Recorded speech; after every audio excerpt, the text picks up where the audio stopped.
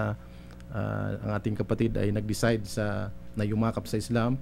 At sa Islam, Brad, hindi ngunit ika nga natanong na o nasagot na yung mga katanungan natin, yung mga dati na hihinto na tayo sa pag-alam sa Islam. Sabi nga ng Propeta Muhammad sallallahu alaihi wasallam, ang pag-aaral o kaya ang pagkukuha ng knowledge about Islam ay mula sa pagkabata hanggang sa tayo ay babalik sa or hanggang sa tayo mamamatay, papasok sa libingan, doon lang may hinto. So ika nga, yung pagkukuha ng knowledge ay tuloy-tuloy upang sa ganon yung mga alam na natin, siyempre hindi yan masasabi natin, hindi natin makakalimutan sa paglipas ng mga panahon, ng mga araw, ng mga taon.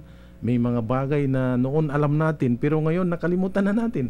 So pag tayo nag-aral tuloy-tuloy, at least nare-refresh yun. Katulad ko na personal experience ko, yung mga pinag-aralan ko dati, let's say tungkol sa Islam, at ganon din yung mga pinag-aralan ko dati sa colleges, halimbawa doon sa mga kinuha kong kurso na criminology, hindi ko naman na alam kung ano yung ngayon. Siguro yung definition ng criminology na naalaala ko pa.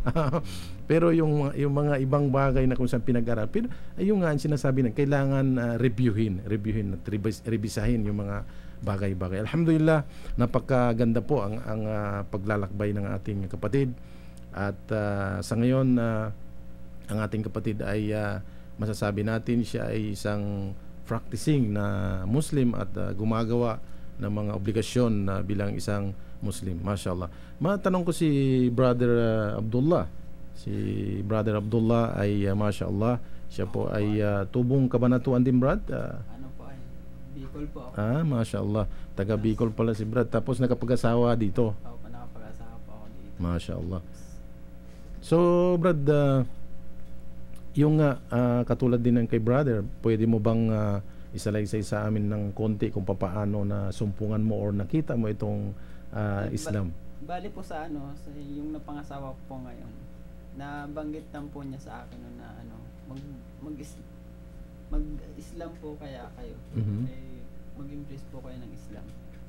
Kasi hindi ko po pinapansin yun eh. Matagal po hanggang sa... Bakit niya, Brad, binabanggit? Muslim ba siya nauna sa iyo or... Muslim na po siya dati. Mashallah. Nag-embrace din po sila. Pero matagal na po. Ibig sabihin hindi pa kayo mag-asawa, Muslim na siya. Opo. Mashallah. Okay. Tapos, bali hindi ko po gaano pinapansin. Tapos sabi ko, tapos minsan may nakikita akong parang hindi maganda minsan sa mga ibang kapatid natin.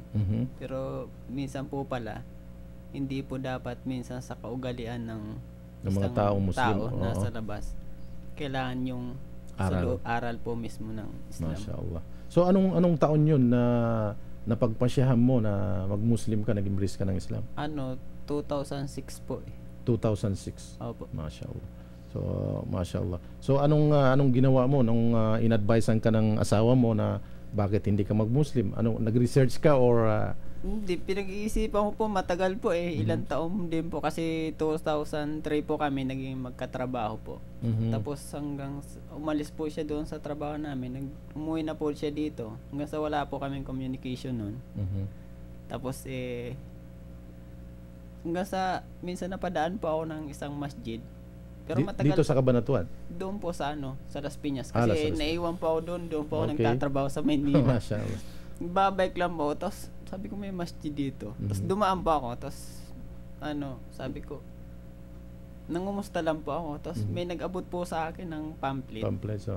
Pero marami po yun. Tapos nung pag-uwi ko sa bahay, bali isa lang po binuklat ko. Tapos yun po, nabuklat ko po siya. Ano yung nabasa mo ron sa binuklat mo? May mga... Naalala po ba yun? Medyo nakalimutan na. Pero may mga maganda po akong mensaheng nakita po doon na medyo nag-open po sa dibdib ko na... Tungkol sa pagka-Diyos or tungkol sa pagdarasal? Una po yung pagdarasal po. Tapos maliban po doon, may na-open po ako na isang page hanggang sa natapos ko po yung isang pamphlet na maliit. Mashallah. Tapos sabi ko, sige bukas. Babalik po ako bukas. Tapos kinabukasan bumalik pa ako, nag-shahada po. Doon sa masjid na yun, sa Las Piñas. Yun, anong taon yun? 2006 2006, mashallah. Talagang ibang-iba ang way ng ika nga, maraming salamat kapatid Abdullah. Iba-iba yung mga ways na ika nga binigay ng Allah Subhanahu wa Ta'ala na kung papaano matagpuan ng isang tao o isang ika nga mananaliksik yung Islam. Kaya naman yung naririnig natin or kaya yung mga sitwasyon na nangyayari sa ating kapaligiran ay isa ito sa mga dahilan kung paano ini-introduce ng Allah ang Islam sa kanila. Hindi lamang through verbal ika nga da'wa or kaya propagation na ang isang tao ay yumakap sa Islam. No, hindi lang yun, hindi lang limited.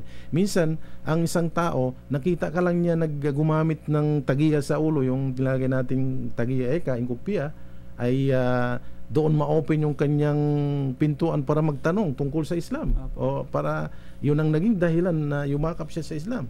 Minsan naman, may nakita lang, katulad ng mga balita na naririnig natin. Minsan nangyari ito sa airport, hindi Pilipino, mga foreigners. Yung foreigner na yon,